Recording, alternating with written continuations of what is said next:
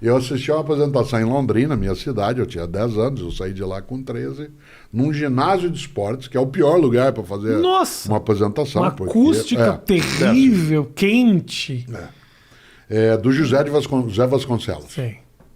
Eu tinha 10 anos. Zé Vasconcelos é considerado por nós, comediantes, como a primeira semente de stand-up comedy.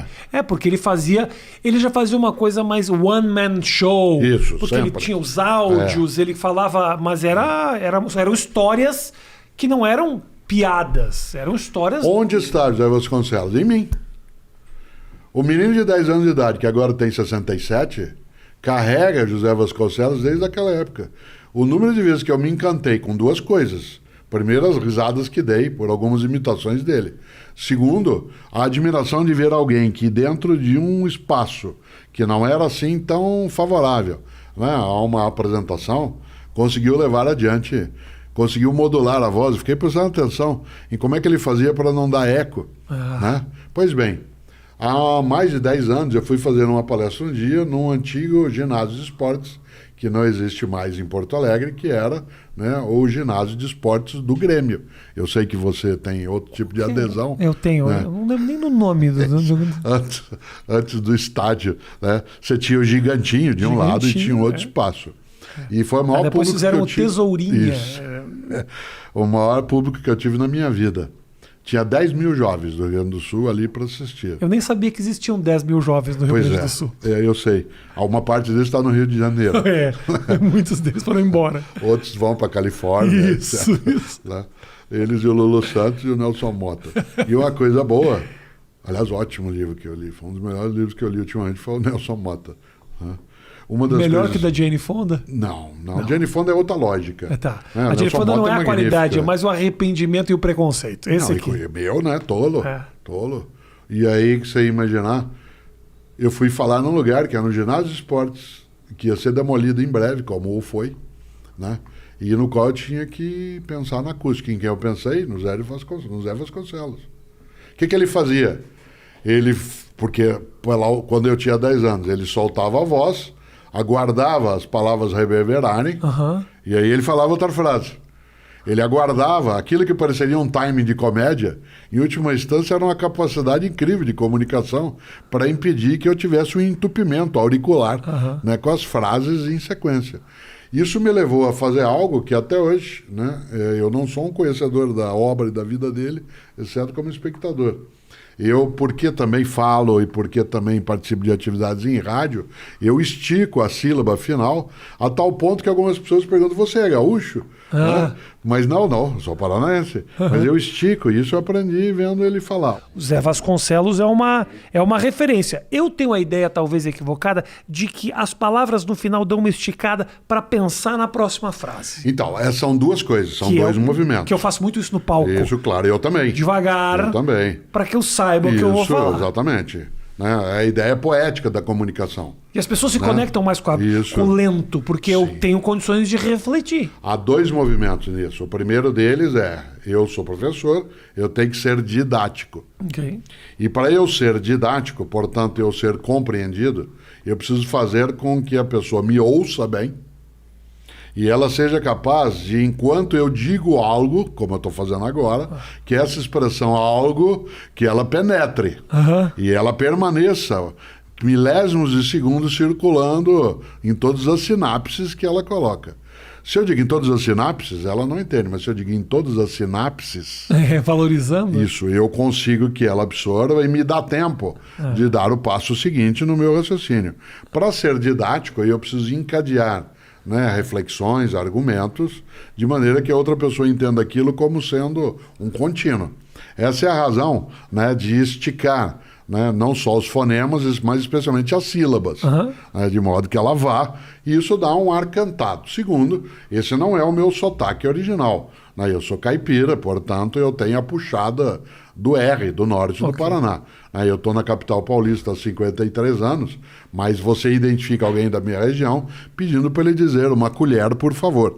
Né, que não sairá desse modo. Se original, sairia uma colher, por favor. Né? Então, uma colher, por favor, ela já permite esse tipo de identificação. A leitura, né? O sotaque caipira ele é um sotaque que pode ser usado mesmo, ele tem o seu encanto, né, sua beleza. Mas na minha atividade, né, é preciso que, especialmente por fazer palestra, gravar coisas também, fazer rádio e TV, eu preciso ter um modo de comunicação, não que ele seja mais neutro em termos de expressão vocálica, mas que ele seja menos manchado pela origem específica. Nesse sentido, nem eu posso usar o português lusitano original que se usa no Rio, né? Assim como um português fala pois, um carioca fala tomate. O carioca está mais perto do idioma original lusitano. Eu, em São Paulo, estou mais distanciado. Eu estou mais italianado no modo. Pois bem, dando esse passo aí que você pediu. Como eu sou alguém que atua também no rádio, uma das coisas importantes é que você lembre sempre que, diferentemente de um palco, né, em que alguém está ali para isso, quando você está falando, você está dirigindo, ele pode estar estudando, ele pode estar lavando roupa, ele pode estar namorando, ele pode estar tomando conta, né, de uma sala de aula, de uma portaria. Para que a minha comunicação ela seja eficiente, eu preciso estender e repetir. Estender e repetir.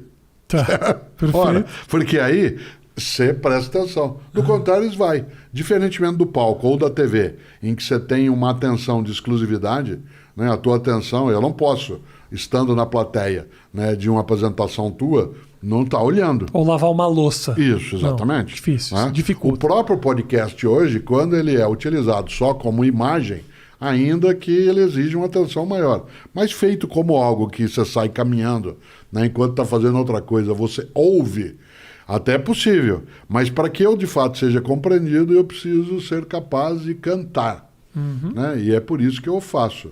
Aí as pessoas dizem, mas você usa um sotaque falso. Eu falei, não, eu uso um sotaque conveniente. É o teu sotaque. Aquilo que eu desejo. É um sotaque. Ele não é o meu o tempo todo, esse modo como eu estou. Se eu estivesse mas agora... é algo criado por você mesmo. Tanto que no campo do humor, né, há comediantes que me imitam, né, e gostam de fazê-lo. E o que você acha disso? Eu acho ótimo, porque sempre é uma homenagem. Você não imita alguém, você imita alguém porque ele é ridículo e, portanto, boçal, ou pelo outro lado. Eu prefiro olhar pelo outro lado, certo? Ora, se ele não imita por isso, já é uma questão dele, não minha. Os imitadores teriam que ir a público dizer, Cortella, não é uma homenagem, eu estou te humilhando. O que eu já vi ótimos imitadores, mas o que eu nunca vi? Eu já vi alguns me imitando à minha frente, propositadamente. Ele não imita a voz, ele pode pegar a caricatura da voz. Tá, perfeito. Certo? A caricatura da voz, tudo bem. O imitador, e eu conheço um ou dois, né, que imita a voz, é porque o cara captura a alma. Aí é outra coisa. Né? Esse ultrapassou e muito. E você sabe que há muitos comediantes que são capazes de... Né, você não reconhece. Outra coisa é a caricatura. A caricatura como a imitação, ela é sempre gostosa, porque aquele é um dos modos como as pessoas te veem. Né? Mas o maior número de imitadores meus tem menos de 18 anos de idade. Né? Mas você tem um público muito grande, jovenzinho. Você olha o rosto das pessoas que fez as perguntas, são jovenzinhos. Eu recebo muitos recados de pais ou mães, assim, meu filho tem 14 anos, ele passa o dia te imitando, ele só fala como você fala. E eu não pergunto se isso é elogioso, né? Mas eu quero que seja, e por isso às vezes eu simulo que é. Boa. Eu uso muito, no humor, eu uso muito isso, e é louco, né? Porque... tem um cálculo. Muitas vezes eu valorizo aquilo que eu quero que o cara lembre para depois eu fazer um punch com uma piada, ou que vem mais lá na frente alguma coisa que faz ele lembrar de algo que eu disse, ou eu tiro ou eu não valorizo aquilo que é engraçado para surpreender ele lá na frente. É uma matemática. Não, mas e tem que ter muita percepção de tempo. Eu estava lendo um livro que o Jerry Seinfeld lançou agora com as anotações ele dele. Metódico.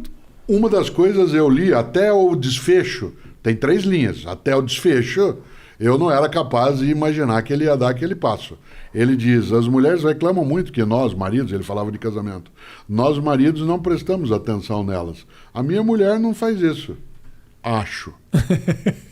Ora, esse modo respirado não é só o timing da comédia, ele é também uma maneira própria, né, dele falar que faz com que eu serei capturado naquele momento. Claro. Então, claro. Rouba a atenção, você puxa para um lado, tira para o outro, tem coisas... Então o sotaque, ele pode sim ser trabalhado né, como uma forma de comunicação. Né? Claro.